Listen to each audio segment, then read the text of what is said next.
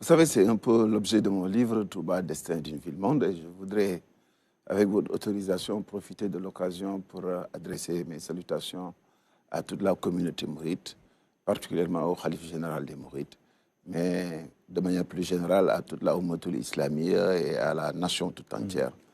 Cheikh Ahmed Bamba est un être exceptionnel, d'une dimension internationale. Sa ville, il l'a dessinée dans un de ses chassides qui s'appelle Madleboul Fawzeyni.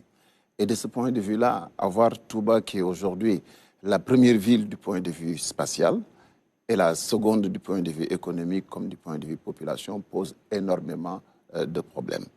Et de ce point de vue-là, comme tous les autres établissements humains, la ville de Touba n'échappe pas aux règles d'urbanisation, aux règles qui sécurisent les établissements humains.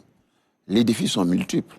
Et vous pouvez le savoir, il y a d'abord des défis sécuritaires, des défis liés à la qualité de vie, aux soins de santé, et le défi le plus prégnant aujourd'hui est le cadre de vie, c'est-à-dire la gestion de l'assainissement.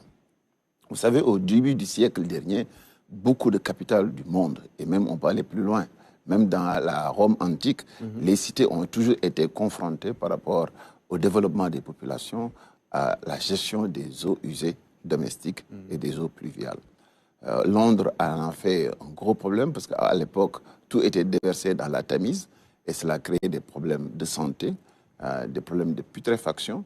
Et de ce point de vue-là, ils ont décidé, et de manière globale, de mettre un moteur de l'assainissement au cœur de la ville. Et depuis, toutes les autres structures d'assainissement se sont greffées dessus. Au Sénégal, malheureusement, on a souvent l'habitude de procéder par à-coup ou par point particulier. Alors qu'un bassin versant, c'est-à-dire un espace sur lequel on vient habiter, répond à des écoulements d'eau. Et il faut absolument les gérer de manière globale, trouver des déversoirs d'orage et des exutoires naturels pour les eaux, que ce soit les eaux usées domestiques comme les eaux pluviales. Ouais. La ville de Touba, au-delà de l'aspect religieux, et aujourd'hui polarise énormément de populations de notre pays.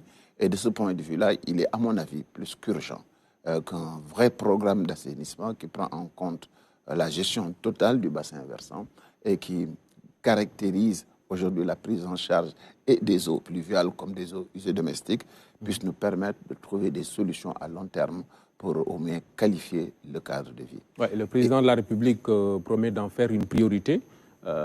Certainement, l'expertise que vous avez dans ce domaine va aider, non? Mais bien sûr, bien sûr. Et il est heureux même de constater que le président de la République s'est engagé dans cette dynamique-là.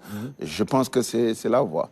Et il faudrait nécessairement qu'à l'instar de Touba, que toutes les villes du Sénégal puissent bénéficier de cet engagement-là, mais particulièrement la ville sainte, puisque c'est une ville qui reçoit aujourd'hui en nombre ce qu'une autre ville, à mon avis, au monde ne puisse recevoir sur des espaces aussi courts. Oui. Et de ce point de vue-là, ça mériterait, pour la sécurité des populations, pour l'amélioration du cadre de vie et les questions connexes, que cette question puisse être prise en charge. J'y apporterai volontairement ma contribution, et ça, vous le savez très bien. Oui. Et au-delà de tout cela, je me félicite de l'engagement du président de la République qui est salutaire à ce niveau-là. Oui.